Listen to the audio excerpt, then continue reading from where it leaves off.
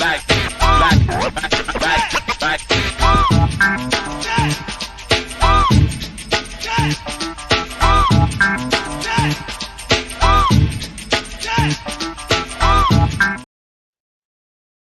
you're in North or South Carolina or anywhere else in the world, enter the Cat Cave with Ryan Frick and Shannon Smith, a part of Keep Pounding Podcast Network, powered by the Fans First Sports Only Network, where you can find shows such as Believe in Panthers, Embrace Debate, and Inside the Vault. Ladies and gentlemen, it's been a while. We are back here in the Cat Cave. I'm Shannon Smith. This is Ryan Frick. Ryan, it's been a while, man. How you been? It has been a while, and I think we should go ahead and discuss the elephant in the room, or the elephant that's not in the room, I should say. Michael Davis is no longer a part of the Cat Cave. It is just going to be Shannon and myself going forward. Michael has a lot going on these days. He has started his own ventures, and unfortunately for him and unfortunately for us, he is just too busy in his big time stuff for us over here in the measly old Cat Cave. But it has been a while. The summer has come and gone. We are rapidly approaching the NFL season. And Shannon, I'm excited to talk Panthers football. I'm rocking my old school Mike Davis jersey since I can't find a Clowney jersey online quite yet. But I am going to stay true to my word.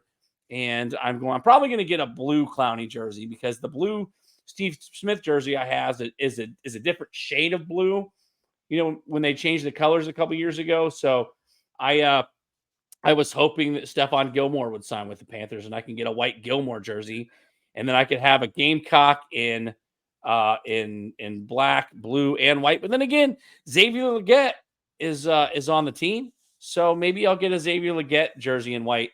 And so I'll have a full Gamecock lineup of Panthers jerseys. But I'm excited to talk some Panthers football as we're again rapidly approaching the NFL season, Shannon. And I'm glad to be back with you, man. This is gonna be fun. Oh, yeah, man. If you've been following the show for a while, Ryan has been the mainstay host of this show. Like you said, it's been a 2-man show, turned into a 3-man show around the winter. I was very honored when he asked me to be a part of this podcast here. And so I was glad that I could be with him and Michael Davis. Mike's good. He's doing well. And we're happy for that. We're happy for what Mike is doing. But like Ryan said, of course, we are here to talk Panthers football. I'm looking forward to it. I'm looking to get more memorabilia myself so I can actually not be dressed like I'm not a fan. Because, yes, we're going to get it going. So the biggest thing about this year is this is going to either be a year of redemption, which I'm hoping for. I'm hoping for a year of redemption for the Panthers, a playable football team, a football team that can contend. And, of course, if you've been under a rock, you would know that the preseason has been going on. All the teams have been playing. All these guys have been doing some good football. We've seen some good football. Just glad that football is back. But, we got to get here. We're inside the Cat Cave. We got to ask some questions. We got to talk about some things. And one of those things we're going to talk about is these 2 games that we've had and that we have seen. The thing about it is the Panthers have done some things differently than other teams. They've not played their starters, if you will. They haven't done that. They've went to their backups. Injuries have happened, which, of course, in a contact sport, it is football. That's what we're going to get. So one of the first questions I want to ask right here to you, Ryan, is with all the play. And we have lost Shannon. I'm not sure what quite happened there, but I think he was getting ready to ask me how I felt about the starters not getting to play a whole lot in the preseason. And I'll go ahead and give you that piece of it, or not advice, but that sort of opinion of mine now. This is weird going solo on the Cat Cave when Shannon was here and just dropped out. Listen, I think I came on this show last year and made it abundantly clear that I thought that there were players that did and didn't have to play in the preseason. With the Carolina Panthers coming off the season that they came off of last year, it is sort of surprising that the new coaching staff has not put them against live teams in the preseason. Now, granted, they did have an open practice with the New York Jets last week, where the defense sort of frustrated Aaron Rodgers in practice, but when it came to the game time, they did not play the starters. Now, Dave Canales has come out and said that he's not opposed to starting the starters this weekend. But there's a couple things that I can think of. Shannon, if you want to put the question across the bottom of the screen now, that it would work. But I think I listen, guys. I'm on it, doggone it. I knew what we were getting into. So yeah, like it's a double-edged sword. Like, one is Dave Canales saving the starters and saving other teams from seeing what we're going to be doing because things are going to be so different? Or is he trying to keep people healthy because Xavier Legette has already dealt with injuries in the preseason? We talked, there's 3 defensive backs that have been hurt. One has been cut. 2 of them are on IR, and so they've had to pick other players up. So, like, part of it is you don't want people seeing what you've got going on. The other part of it is we want to keep people healthy. I think they need to play this week to get some real live football underneath their belts. I have heard great things about practices and training camp. Rashad Beard is the host of the I can't even think of what it's called, but he comes on the radio up here once a week to talk Panthers football with the host of the Rob Brown Show over on the Fan Upstate. And he talked about the fact that in practice, he saw receivers getting open. He's like, I've never seen these receivers like Jonathan Mingo and Terrace Marshall get open. So I am cautiously optimistic that the reason why they haven't started the starters in the preseason is because they're saving some of those looks for some of those early games. They don't want people to have film on what they're going to be able to do. Bryce Young apparently has taken a step forward, which isn't that much. It isn't saying much after what happened last year. But it's encouraging to know that they're getting some good looks in practice. And I mean, listen, they've got one more preseason game. Whether or not they play the starters is obviously up to the coaching staff. I'm not going to be disappointed one way or the other. Like, the preseason games, and again, to steal something that I heard on the Rob Brown Show, the preseason football in the NFL is not for the casual fans. It is for diehard fans that want to see guys that are fighting for roster spots. It is for diehard fans who want to see what their team could potentially look like this early because they're craving football because they didn't watch the UFL in the spring. And so, yeah, it's a long-winded way of me saying, like, I don't really care one way or the other. I'm excited to watch. I haven't watched preseason football. I'm not going to lie to you here. I've been busy. Like, I got a lot of stuff going on. So those of you who don't know, I started doing stand-up comedy 3 months ago, and I generally go to 2 open mics a week. I have to write jokes. I have to write material. And so I'm busy a lot. And when I've got a break from that, I'm trying to let my mind rest. And as much as I want to watch football, my mind can't rest when I'm focusing that coherently on the game. So, yeah, I mean, that's my take, Shannon. I don't know what yours is. If you wanted to chime in and give your thoughts, because I went solo there for a minute, and Yeah. I'm sure you want. Man, I appreciate you bailing me out on that one. That's one of the good things about having a good team. They're able to bail you out. Mike did it for me. You've done it for me. So, hey, I'll return the favor one day, I promise.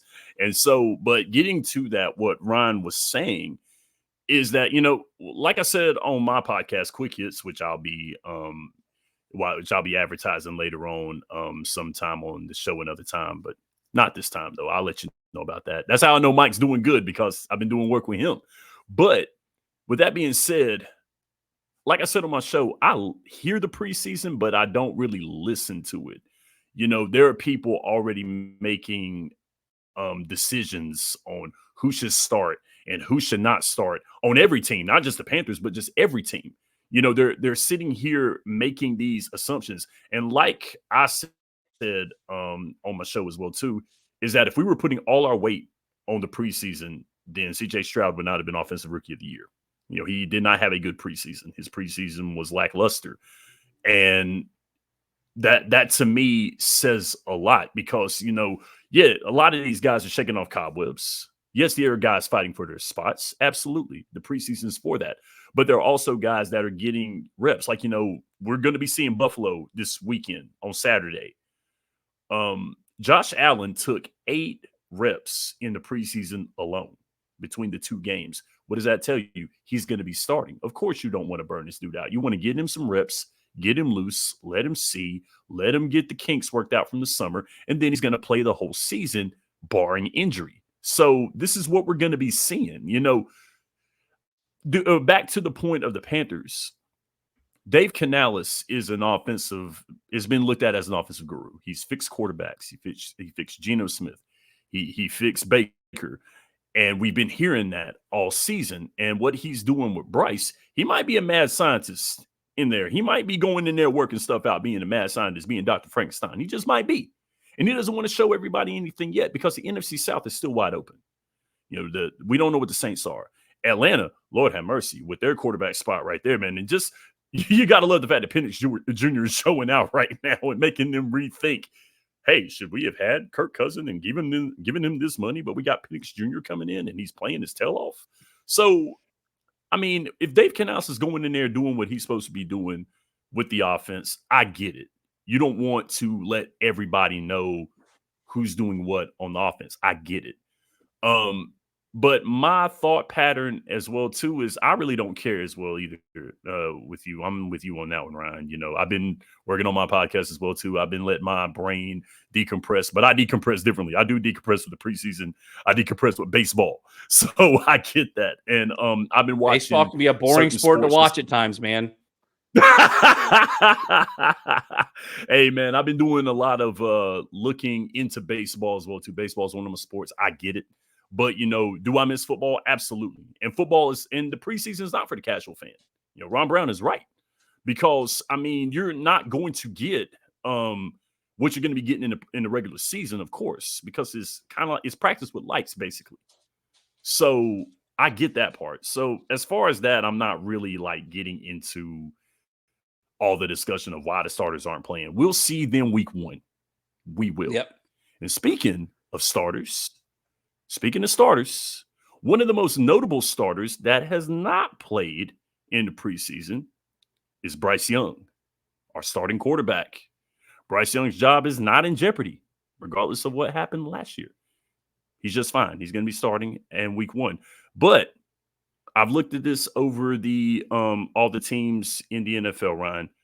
13 teams have not played their starting quarterbacks this year, and one of those teams is the Carolina Panthers. So I must ask you, no reps for Bryce Young, fair or foul? I mean, I think it's fair. I kind of wanted to touch on the division. We could probably do that next week before the season kicks off. But like when it comes to Bryce Young not getting reps, listen, I was very adamant and very vocal last season that when the season had gotten away from the Carolina Panthers, they should have pulled Bryce Young and played Andy Dalton. Because all they did was hurt Bryce Young's confidence, hurt his development, and the team, it did what it did last year. And so I don't think they're not playing him from a standpoint that he's just not playing well in practice. I think he is back to the Alabama Heisman Trophy winning form that he was in before he got drafted by the worst team in the NFL last year, or 2 years ago, I should say, whenever it was. So I don't think it's a bad thing that they're not playing him because, again, one of two things. One, they're protecting him because the last thing you want is to have your franchise starting second-year quarterback get hurt in the preseason and now you've got a whole nother season that's a wash. I mean, Aaron Rodgers played 4 games for the Jets last year, and their season was a wash. Now, granted, I thought the Jets weren't going to win the division or come close to winning the division with Aaron Rodgers, but I digress. Bryce Young, again, it could be the fact that they're wanting to save him and keep him healthy, but it could also be that, like, hey guys, y'all keep sleeping on Bryce Young and calling CJ Stroud the guy that we should have taken, because right now we're hiding all the great things that Bryce Young is doing for us in practice and in fall camp. And when we roll out week 1, who do the Panthers get week 1? I've got my spreadsheet here. The Panthers are at New Orleans week 1. And I would love nothing more division game than to see Bryce Young versus Spencer Rattler in that game. But we won't. We'll get Derek Carr in that game. But mark my words, and I would love for the one of the Saints guys from the Keep Pounding not the Keep Pounding Podcast Network, from the Fans First Sports Network. I'd love to see a Saints fan come on the show and tell me how they feel about that battle between Derek Carr and Spencer Rattler, because I think Rattler will be starting by week 10. But I digress. I think you're going to get to see on the road, starting his second season with the Carolina Panthers. I think you're going to come out and you're going to see Bryce Young ball out in week 1, especially if we've heard everything right coming out of camp. So yeah, not getting reps in the preseason and preseason games. We've seen plenty of guys not get reps. I mean, the Kansas City Chiefs played their starters for an entire quarter against the Detroit Lions in their preseason game in week 2, and they didn't win that game. The Lions played all their backups. There have been plenty of teams that play their backups for entire games. I think the main people that need reps are teams that are either trying to get into that rhythm because they have so many new players, or if they've got major players coming off injury from last season, like Joe Burrow. Right. I'm trying to think of some of the big quarterbacks that went down last year, like Andrew or Anthony Richardson. Aaron Rodgers. Yeah. Aaron Rodgers. So I don't think it's that big of a deal that he's not playing, especially if it's because they're trying to hide the development that he's had in the limited time with Dave Canales and company. I think it's a smart move if that's the case. That sounds about right, because of course, Bryce is going to be fine. He's going to be starting this year. I don't see anybody else starting over him. You don't want to risk that injury. It's not good if you do, because, his backup have to come in and it will be a wash. You're absolutely right, Ryan. With what Dave Canales has talked about with this squad and this development, Dave Canales has been pretty vocal, and I like that about him. Him being an offensive specialist, which is what Carolina really needs. They have a good defensive coordinator. They have a very good defensive coordinator. Their defense was not a bad defense. Their defense was put on an island because of the inability to score points. And that'll hurt a very good defense. If you cannot put up points or manufacture any type of points whatsoever, it's going to be tough for you to win games.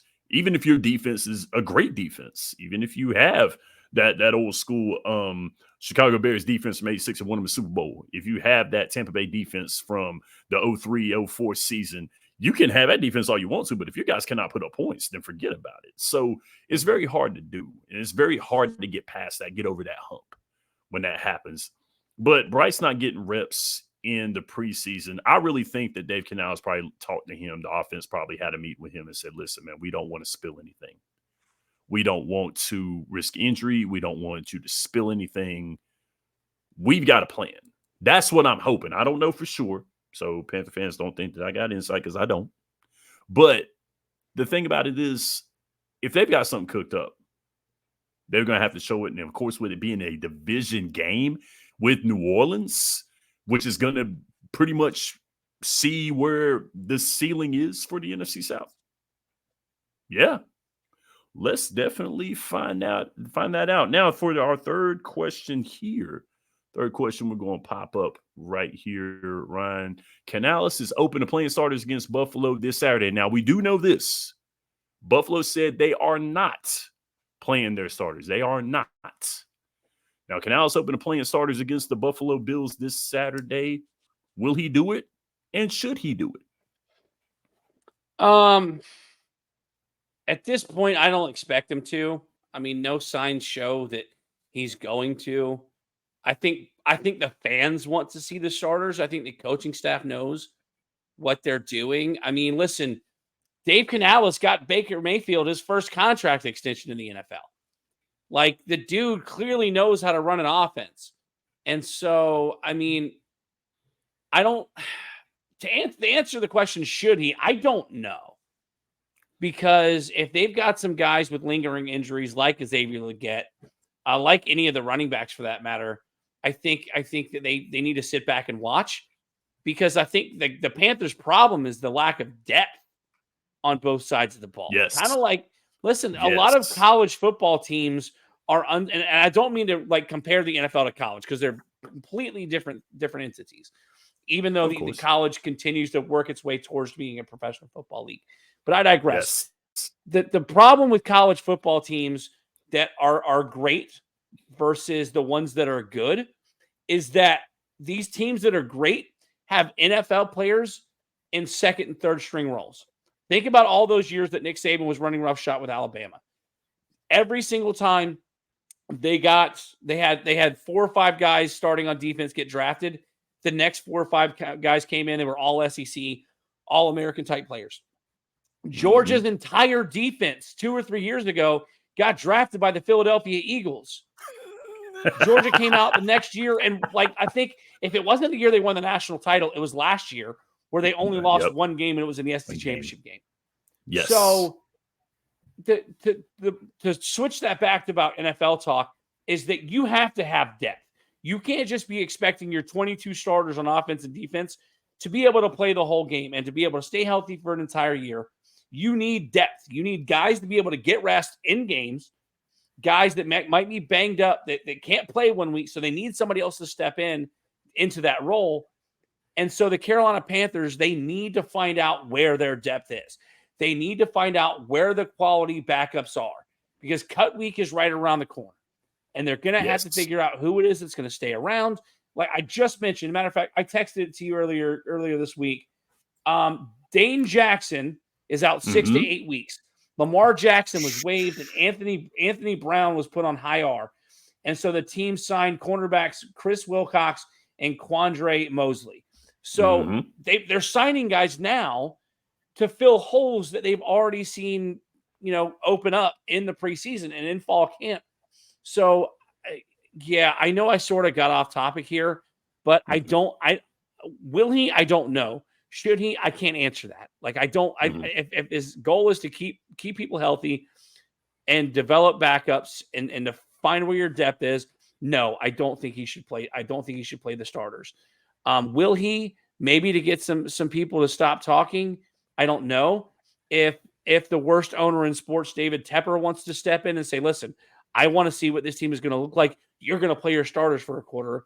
Then Dave Canales' hands are tied, and he's going to have no choice. But if it's up to Dave Canales and Dave Canales alone, I say he continues to play his backups, find out where his depth is on both sides of the ball, and get ready for week 1 against the New Orleans Saints. Now, that is 2 things about Ryan Frick that I can count on, is the fact that he is going to be a homer, number 1, and he is going to trash our owner, whether we like it or not. He's going to trash that, man. Dave Tepper's going to get it for Ryan Frick, and I like it. So, worst owner in sports. And there you have it. Yes. Do I agree with Ryan Frick? The numbers don't lie, my friends. I mean, I'm a numbers guy. The eye test is what I go by. I go by the eye test. And what my eye see is what my eye see. And I got to go around on that one. But the thing about it is with Canales playing these starters against Buffalo, he did say in one of the articles that I read, there would have to be a cost. There would have to be something that they earn in the end. So with them playing their starters, what do they get in the back end? And I can understand that, because I mean, just because you play them in the preseason, what is that going to show? Oh, great. We got guys who can get down the field. We got guys who can do this. Do you want to know when I want to know when guys can get down the field, score touchdowns, win games? In the regular dadgum season. That's when I want to know if they can do it. The preseason is great. The behind-the-back pass Mahomes had, wonderful highlight. He's had and1 mixtape highlights his whole career. That's great. But at the end of the day, grand scheme of things, are they going to remember it in the regular season when they're fighting for the playoffs, which they really probably won't be. But are we going to remember? Shannon, I've got a question for you. Go. It's what's funny is that, and I know we're running up against it, so I won't take too much time here. But like, there's the national pundits, right? There's the quote unquote experts and Yes. the people that get paid to do this, right? They've come out and they're talking about teams that, like, I don't care what they do in the regular season. I want to see it in the playoffs, like the Los Angeles Chargers, the Yes. Buffalo Bills. Mhm. And now starting this year, I heard somebody talking about the fact that, like, now the Miami Dolphins are in that conversation. They're going to put up numbers in the regular season. They're last year they scored 60 points in the game. They've got the 2 or 3 of the fastest players in the NFL on that team, Yes. specifically on the offensive side of the ball. So, like, it's not about what they do in the regular season. It's about what they want to do in the playoffs.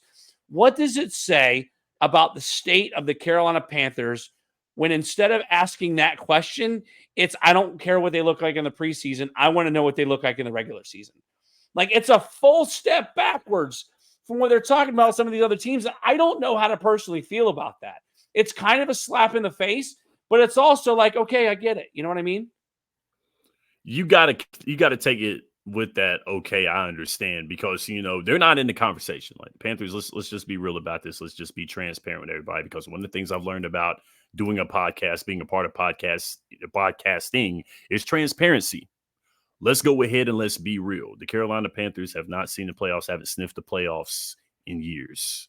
This is tough. It's very, very tough. The fact that if the Carolina Panthers play winnable football this year, maybe not the whole year, but the fact that you win more than 2 games this year will be a step forward. And that's sad. It really is. It's sad as could be. But if you can get a winning mentality inside of that locker room, if you get the player, that's good. You get the players. It's good you have the talent. It's wonderful. But get a winning mentality. Get guys to do their jobs. Get guys to get after it. I do want to see a playable football team. I want to see a football team that's going to go out there and play.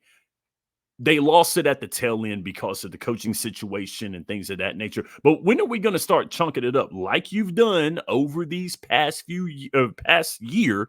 When are we going to start chunking it up the front office? When are we going to start chunking it up to guys who are putting this team on the field? When are we going to start chunking it up to them? Do I feel like Frank Reich was the right pick at coach? No, I do not. But considering the fact that they gave him absolutely nothing to really work with, a scheme to work with, his scheme didn't work. But the fact that he had this to do and they just didn't fit the scheme is saying something about this front office here. This is where you're going to start looking at the accountability, not always being on the players, but the guys that are paying these guys. We have to look at that. So this is where there's got to be a synergy. The fact that we're saying, hey, we'll see what they're doing in the regular season. Yeah. Because if you have a good regular season, if you have a pretty good regular season, and 9 times out of 10, you're either going to be in the playoff picture or you're going to go to the playoffs. So with that being said, that's what we have to look to as we speak. But once again, the season is played on the field and not on paper. Let's just hope that the paper is not better than the field work. Let's just leave it at that there. So we are against the time. So we're going to go ahead and do this. It's my first time actually hosting fully with the glitch and the technicalities, with the technical difficulties. Thankfully, You my did man great, Ryan man. picked You're me good to up on go. that one. You're good, man. Hey, I You did great. appreciate that, though, for real. So with that being said, we'll go ahead and close it out. Here's where you can find us. We'll go ahead and start with myself. My IG and TikTok are podcast _Smitty. Sorry about that. Got to add that underscore. If you don't, you're not going to find me. So definitely see that. I host a show called Quick Hits with Shannon Smith at 9 a.m. on the Boom Broadcasting YouTube channel. So make sure you watch that. Drop one every Wednesday. Dropped one today. So all sports, not just football, but the majority of it was football. And of course, for our resident stand-up comedian right here, Ryan W. Frick. Now, you know what, man? Ryan, I was also thinking this as well, too. It's a little off base as well, too. If we ever do another podcast, we got to call it Frickin' Smith. We do. I like it. It actually sounds good. I was thinking about that today.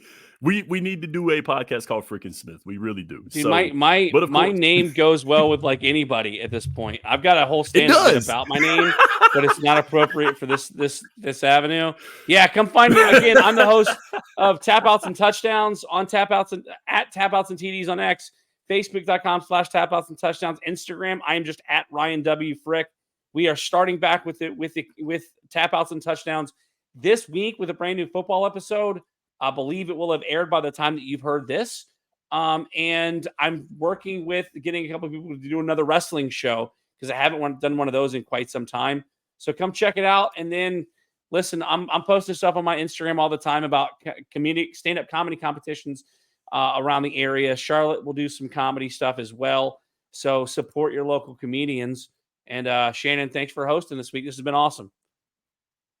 Hey, man, I definitely appreciate it. It was great, everybody. Thank you for tuning into the first episode, which is actually the 51st episode of the Cat Cave. But with all that being said, everybody, you can now exit the Cat Cave. Find us, as a matter of fact, also one more thing I forgot before I have y'all exit, before I have y'all get out of here. The Instagram and X for the show, The Cat Cave, is the Cat Cave _FFSN, which is for Fans First Sports Network. Now, with all that being said, y'all can now exit the Cat Cave. We will be back next week. We'll have a week of no football, and then we'll be going into the regular season. So, with all that being said, all that being considered, have a wonderful week, football fans, Panther football fans. Have a wonderful week. And remember, go Panthers.